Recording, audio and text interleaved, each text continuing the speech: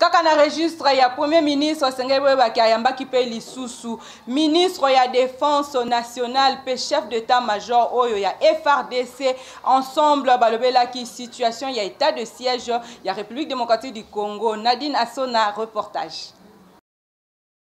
Nyonso na cadre ya implication ya état de siège le premier ministre Sama Lukonde ayambaki ministre ya défense Gilbert Kabanda oyo azalaki accompagné na chef d'état-major général ya FRDC balobelaki ba urgence ya situation sécuritaire oyo ezali jugé prioritaire surtout na partie est ya République démocratique du Congo et puis gouvernement aza kolanda yango mikolo nyonso na suka ya masolo ministre ya défense Gilbert Kabanda atalisaki ke balobelaki ba modalité pratique pour que ba gouverneur ya Ituri na Nord Kivu basala musala malamu pe état de siège ezali appliqué pambate état de siège ezalaki décrété depuis le 6 mai na province ya Nord Kivu pe na Ituri et pa ya chef de l'état Félix Antoine Tshisekedi Tshilombo objectif ezalaki kolongola insécurité na est ya République démocratique du Congo.